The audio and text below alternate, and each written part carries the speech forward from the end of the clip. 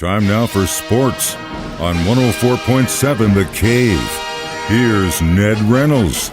Mike the Intern, Ned Reynolds in the studio on a Tuesday morning. So how about that national championship last night? 3 points, 3 points, 3 points, 3 points. But, you know, I honestly kind of had a feeling that Georgia was eventually going to have to beat these guys, and they finally did it, They man. did. They wore them down. They wore Alabama down in the final period and put them away. 21 points in the fourth period for Georgia. And a 33-18 win. Georgia was the better team last night, and it was their defense that did the trick for them against Alabama. They all but shut down Alabama's running game. Now, when you take a look at the stats in this game, you'll see Alabama has more yardage than Georgia did. But all of that, or almost all of it, was accrued through the air. And Bryce Young, the quarterback, really was forced to throw a number of times. What really hurt Alabama more than anything else was the loss of Jamison Williams, their outstanding wide receiver kid from Cardinal Ritter in St. Louis. He went down in the second period. Their leading receiver and the star of the show went down back in December. So Bryce Young, the Heisman Trophy winner, didn't really have a veteran core of receivers to throw to. And that really did hurt him. You saw guys dropping passes and kids who did not run the routes exactly the way they should have been. And all that came back to really haunt Alabama because they couldn't run.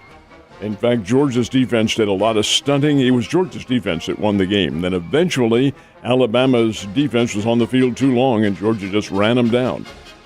Both good teams, really good teams. Georgia was the better team last night. Would they be again a second time around? Well, they don't play next year unless it's a championship game. Yeah. But the fact of the matter remains, a 33-18 winner, I think, probably said it all because the Bulldogs deserved to win it. They did.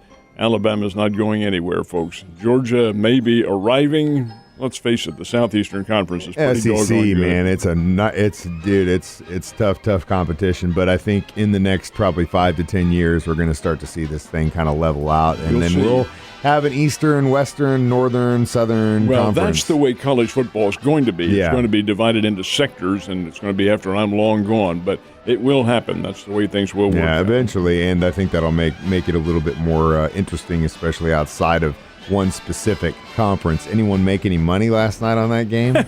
This old man didn't put any chips on. Yeah, smart guy. He's getting smarter. 2022. Smarter for college. Now, the Super Bowl tournament's coming up next weekend and right up until February 13th. We'll see if there are any chocolate chips placed on that. Yeah, well, I'll keep that off the air. Obviously, the season's over for college football, but we're already looking ahead to next season in the fall.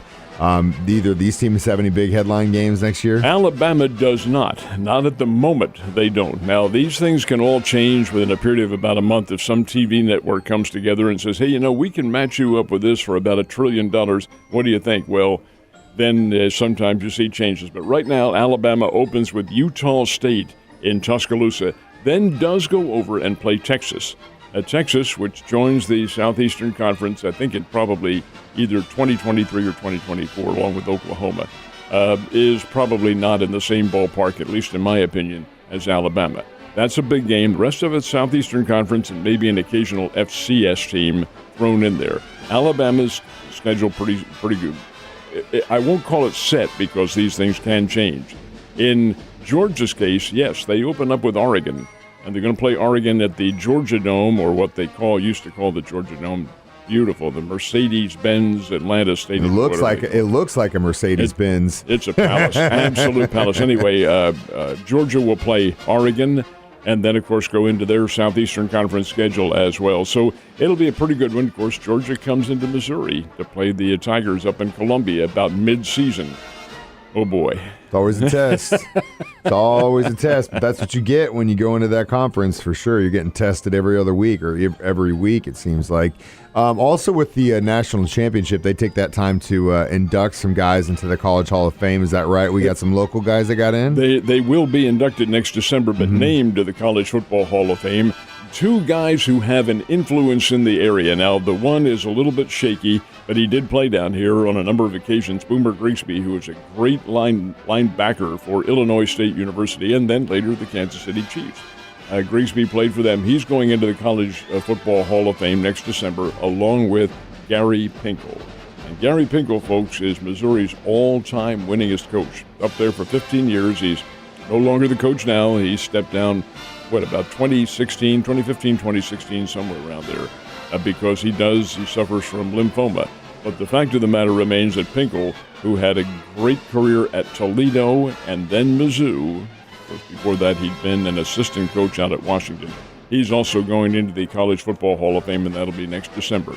And pretty much every Mizzou fan has a picture of that guy on their wall, at least the ones that I was growing up with. You didn't put any chocolate chips on that game last night, but what about this Chiefs-Steelers game? Well, the odds on this one are rather lopsided in Kansas City's favor, and that always bothers me, especially in the National Football League where nothing is really predictable as such. Kansas City is a 12.5 point favorite. That's the largest of all of the playoff games. The over-under 48, I can see that one. I don't think I'll play it, but 12.5 points is an awful lot to give up, and that's what the Steelers are underdogs by in this ballgame. Of course, much of that is based on their game right after Christmas when they played in Kansas City and got their behinds handed to them 36-10. I was there. But we'll see what happens in this one here. 12.5 is an awful lot, but Kansas City, I can't see any way that they lose this game. I hope you're right, but I don't like to say things like that because I'm a very superstitious person.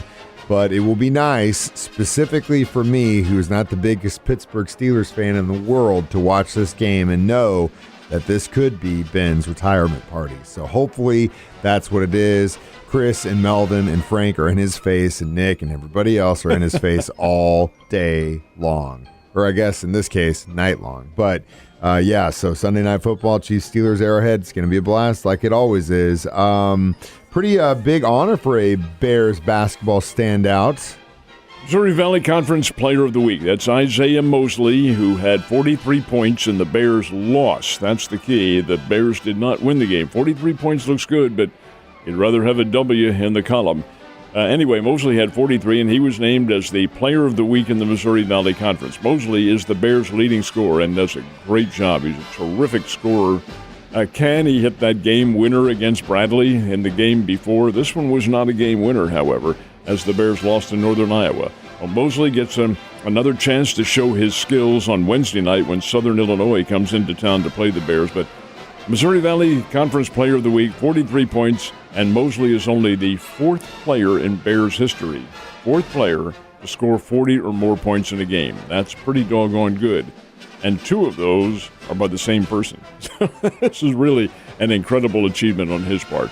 Nice going, Isaiah Mosley. Who's the guy who did it twice? Jimmy Dull out of Buffalo, Missouri. He had a 53-point game, and then he also had one in the 40s, too. Had a great career at Missouri State. 50 points. What did the rest of the team get? What was the total? Lost the game. Oh, God. Those are the ones that break. It's like the one with Mosley this time because it breaks your heart because you can just see one guy doing everything he can. But that is why basketball is a team game. It doesn't matter.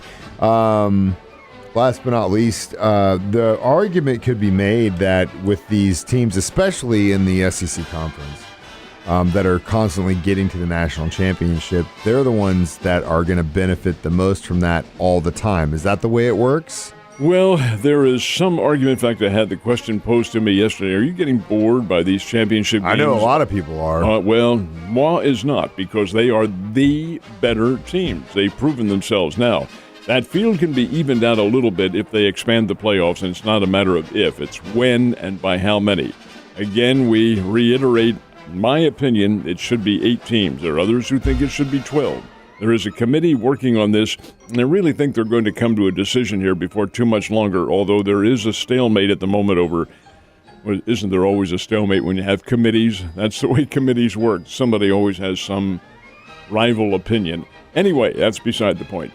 Am I bored by it? No, because these teams have proven themselves, and what they have displayed to the country is, you want to be with us? Then you get better. They got better, you can get better.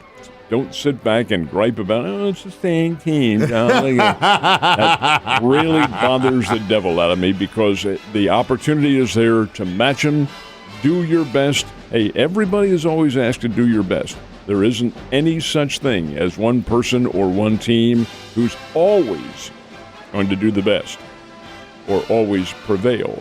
No. Others have that opportunity, and if you stick to it, you'll do it. And you said a word there, though, that I want to point out, and that's opportunity, though. And especially when it comes to teams like Alabama or Georgia, they have a better opportunity to build their programs because they have more money and their recruiting is better. Well, I'm going to disagree with you. Not more money, because there are limits to what all these teams can do. Yes, they have big stadia and they have great support, and that helps. But there are other teams like Ohio State. That's true too. Like Michigan, Notre Dame, like Arkansas, like UCLA, Southern Cal, Notre Dame. Hey, they all have the great fan bases too, and a lot of monetary rewards in back of it.